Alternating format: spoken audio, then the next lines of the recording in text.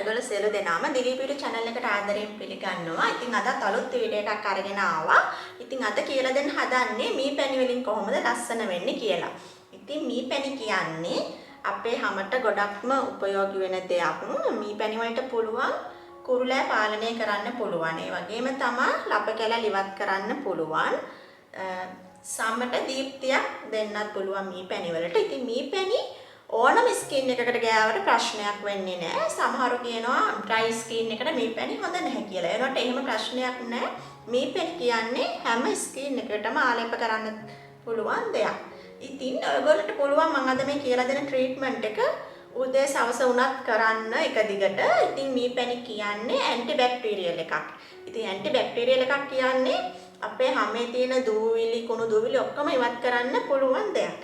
ඉතින් ඒකයි මම කියන්නේ මී පැණි හැම ස්කින් එකකටම ගැලපෙනවා කියලා. ඉතින් ඒක බය වෙන්න දෙයක් නෑ. ඩ්‍රයි ස්කින් එකක්ද, ඔයිලි ස්කින් එකක්ද, නැත්නම් නෝමල් ස්කින් එකක්ද කියන එක.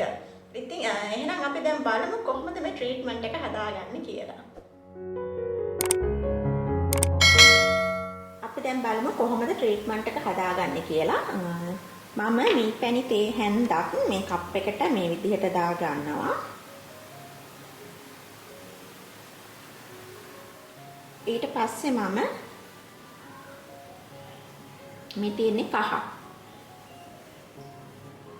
මේ වගේ පොඩ්ඩක් මේ කප් එකට දාගන්න.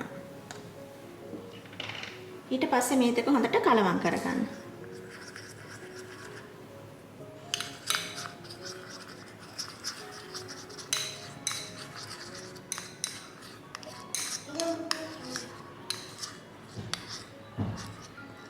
ඔයගොල්ලන්ට පුළුවන් මේ ට්‍රීට්මන්ට් එක මේ මී පැණි කහයි දාපු ට්‍රීට්මන්ට් එක සතියකට හදලා තියාගන්නත් පුළුවන් ෆ්‍රිජ් එකේ දාලා. එහෙම නැත්නම් ඩේලි හදලා ගන්නත් පුළුවන්.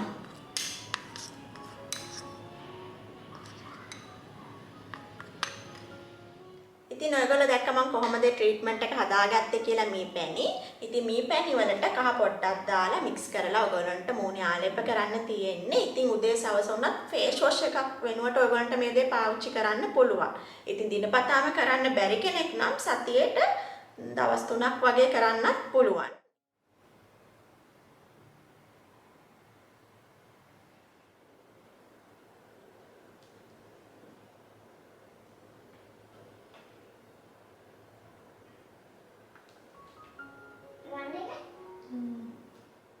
මේ මී පැණි සත්කාරය මේ විදිහට මූණේ ආලේප කරලා ඔයගොල්ලන්ට මේක වේරුණාට පස්සේ සෝදාලා අරින්න පුළුවන් විනාඩි 10ක් 15ක් ඉඳලා. ඉතින් ඔයගොල්ලෝ දැක්ක මම කොහොමද මේ පැණි ට්‍රීට්මන්ට් එක කරගත්තේ කියලා. ඉතින් ඔයගොල්ලෝ අනිවාර්යයෙන් මේ ට්‍රීට්මන්ට් එක ගෙදරදී කරලා බලන්න. ඔයගොල්ලන්ට හොඳ රිසල්ට් එකක් ගන්න පුළුවන්. ඉතින් තවත් අලුත් වීඩියෝ එකක් අරගෙන අනිත් සතියේත් අනිවාර්යයෙන්ම එන්නම්. එතකන් ඔයගොල්ලෝ හැමෝටම සුබ දවසක්.